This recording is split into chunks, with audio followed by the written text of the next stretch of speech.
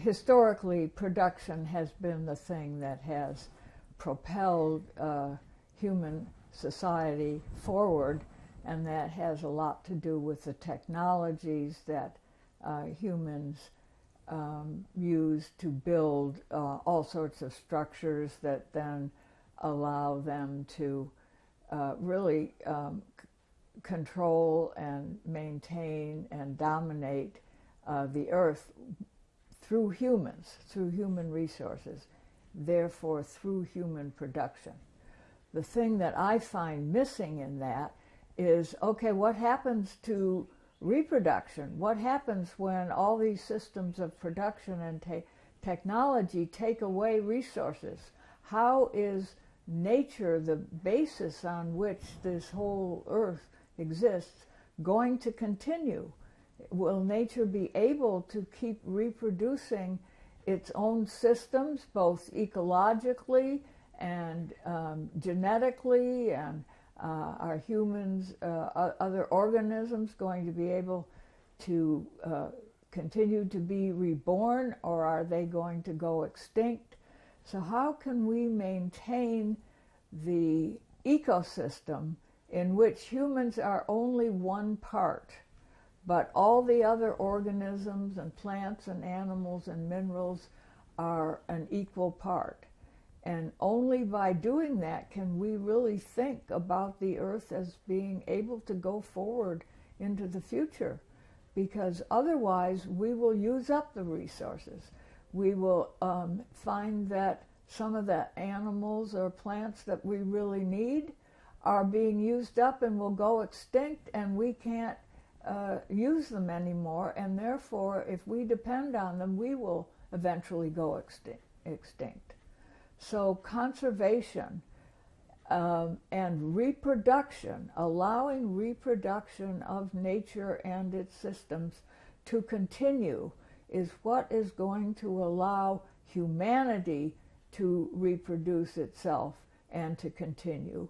And we have to do that in interaction with the natural ecological systems of the world. So humans are a large part of what occupies this earth.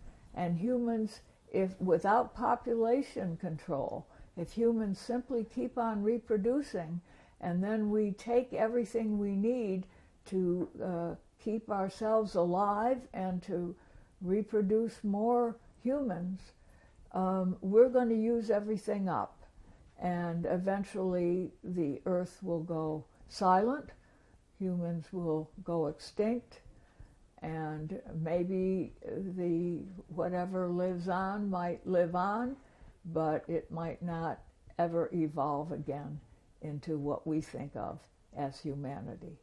So we need to bring the whole concept of reproduction into the mainstream of our thinking and make it equal to production, and make sure that we are allowing everything else on the planet to reproduce itself.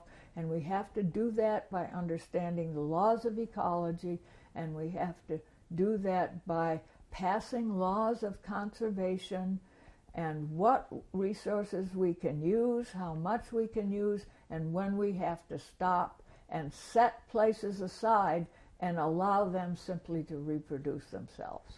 And I see how your eco-feminist perspectives are so central to that, because in terms of humanity, who is it that does the work and the labor of reproduction? Women. Women are the reproducers. Men are also reproducers in the sense that they're critical to the ongoing interaction. So it's an interactive system, but one in which reproduction and all its needs and its processes must be put on an equal basis with those of production. And by doing that, then men and women do it by being equal to each other. They do it by recognizing that male and female are both important and both equal, and we go into a future of partnership and not a future of domination. That's great. And I also just want to say it's such an honor for me to talk with you about your work and your research, because I went into the study of history and sort of fell backwards almost accidentally into history of science and environmental history and together. And you were really one of the founders of the entire field of environmental history and the ways that science informs it. And so for me, it's such a pleasure to be able to talk with you about the work and the ideas that you developed over time, because it's what I came to study and what I do. And it's because, in a lot of ways, because of the work that you did. So, well, thank you so much. And I began to understand it too through works, for example, like Betty Friedan and the Feminine Mystique and Rachel Carson's Silent Spring, and how the period of the 60s was so wrapped up in social movements and social change, and are these going to be beneficial or are they going to be destructive?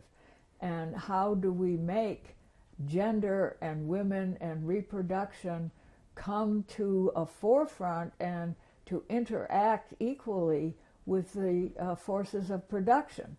So Marx thought about the forces and relations of production. I, as a feminist, think about the forces and relations of reproduction, and how reproduction and production are both equally important and interactive going forward.